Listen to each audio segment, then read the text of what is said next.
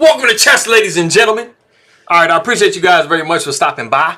So I did go ahead and grab the round 5 Blitz game between Aryan Tari and Wesley. So, of course, coming from Norway Blitz, we do have the rest day today, but I'm just kind of catching up on some, videos I didn't mess with already, just to keep the action flowing. As always, for my people that are coming from the Philippines, I would say mabuhay, kamusta na aking kaibigan. I appreciate you guys very much for stopping by. Maraming salamat po sa nanonood ng aking my video. I appreciate you guys very much. Magandang umaga to you. It is 4:18 a.m. So it's still pretty early. So, people haven't gotten up yet.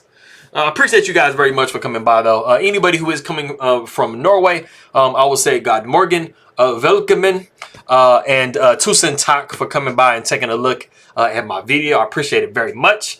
But yeah, if you guys are ready to go, let's take a look and see what we have for this game.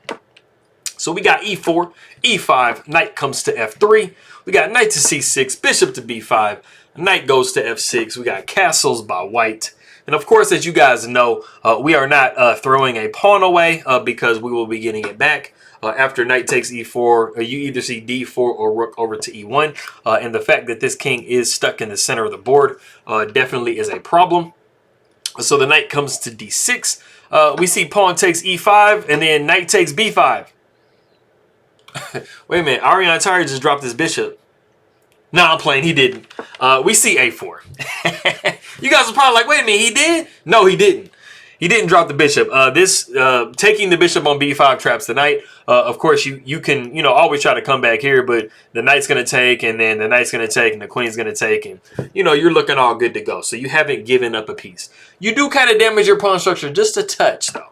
After we see d6, we see pawn takes b5. We got knight taking e5, knight over to d4. We see bishop to e7. We see knight to c3. We got castles. We got knight to d5 for white, and then we do have the novelty of the game, which is rook to e8. Which, as I always say, these very common type moves. I mean, this is a super duper logical move in the position because, you're just trying to put this rook on a completely open file. So it's always amazing to me when you have these most fundamental, common moves and their novelties. But that is what we have right now. So the rook comes up to a3, a pretty interesting rook lift. You're basically saying, hey man, I want to try to do something like this, put my queen up here, try to checkmate black. But Wesley was not having that. We see bishop to g4.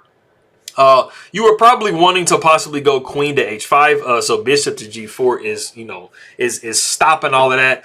So the queen sidesteps to e1. We see bishop back to f8. We see queen up to b4. And then we have queen up down to d7. And something I do want to mention, bishop coming back to d7 was actually pretty killer. There are a lot of threats in the position. For number one, this bishop is, kind of x-raying through this pawn to hit this queen and this rook. And c6 is going to be coming, so you're gonna have to start shifting pieces.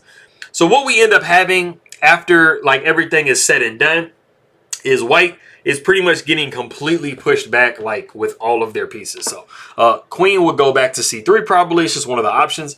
c6, pawn takes c6, pawn takes c6, knight down to f4. And then we do have d5. And you have a real big question of what you're going to do with this rook because now you have a discovered attack on it. And like I said, you did have your pieces kind of up. Now they're a lot farther back. Black is doing a little bit better. You still have this bishop that needs to be developed somewhere. This rook kind of needs to get into the game. So, black is very, very, much farther ahead than white is. But like I said, we do see queen to d7 in this. So Tari gets in his desired rook to g3. We see king over to h8, just sidestepping all of that pin stuff. We see h3, bishop to h5. We see queen down to c3, trying to work our pieces more onto the king side because, that's where the king is. So you kind of want to be playing on the side of the board that the king is on in an open position, to try to, get some checkmates rolling. And, if we can possibly move this knight with some type of tempo, this pawn can become a little bit weak. It isn't now because this bishop is back here on f8, so we're good to go. But we do see c5. Pawn takes c6, pawn takes c6, and then knight comes down to f4. Bishop comes up to G6, most logical thing. Of course, because the bishop was just hanging. But, I mean, you are going to be able to get, you know, a nice clump of pawns in front of your king, you know, if you do go into some trades. So knight takes G6, pawn takes G6. We see F4. We got C5, pawn takes E5, pawn takes D4, queen takes D4. But unfortunately, going into this variation for Tari does lose him a pawn after rook takes E5. There isn't a way to take this rook back. Of course, you can't capture immediately, because the queen will just be lost for a rook, and you don't want to do that. So the bishop does come to F4. We see rook over to F5. We got rook G to F3. A rook comes over to C8, and we do have C3. The only thing you can really say about this position is white does have a lot of activity, but they have given away the pawn. So, I mean, you're not really having a whole lot going on. I mean, you're not really capturing anything. You're not threatening any tactics or anything. So, you know, even though you do get a lot of activity, I mean, you're still down the pawn. So, you know, you're not really getting much. The king sidesteps over to G8. We see bishop down to E3. And of course, if Wesley So leaves his pawn there, let's say he takes a nap and says, hey, man, I forgot about my pawn, then you get your pawn back. But Wesley So doesn't take naps. He's up all day. So we do see A5, and then the rook does take on F5. We see pawn taking F5. And then we see queen to D5. And I think it's interesting because this pawn started on H7 and it captured the G6 and now just captured the F5. So it's literally, it's funny how it moved. You don't see that very often in the game. We do have queen up to D5. And this can be a little tricky. I mean, you're attacking this pawn, you're attacking this pawn. So we have reached the point in the game that if you do want to pause the video and see what move Wesley So plays, it's pretty much, I mean, it's not the only move, but it is a very, very strong move in this position. Go ahead and pause the video and try to see that.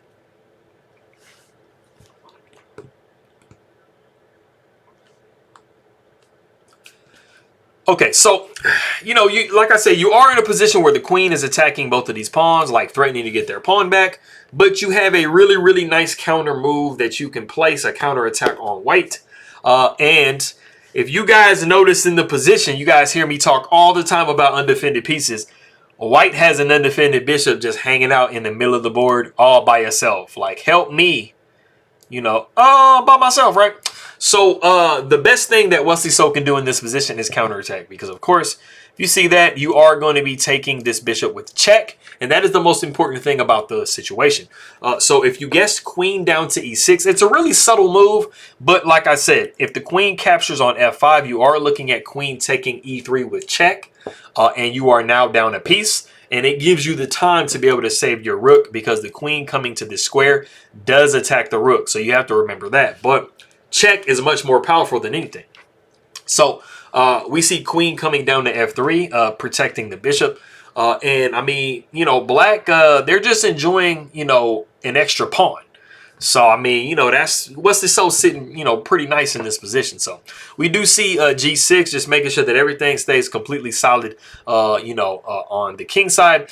You do have to kind of be careful about playing these moves, because you do have all of your pawns on light squares. So this bishop can possibly come to D4 and threaten some nasties up here. So you got to be real careful about, you know, weakening these dark squares around your king when your opponent does have a dark square bishop.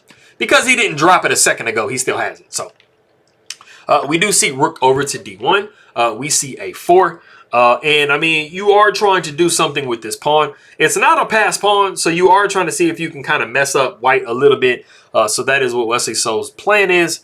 We see rook up to D2. We got A3. And I mean, this is kind of, it's a little bit crummy because, you know, because we didn't play bishop to D4 earlier, this pawn is going to be loose. Whether you take it here or capture right here, you know, this rook to C3 is going to be coming.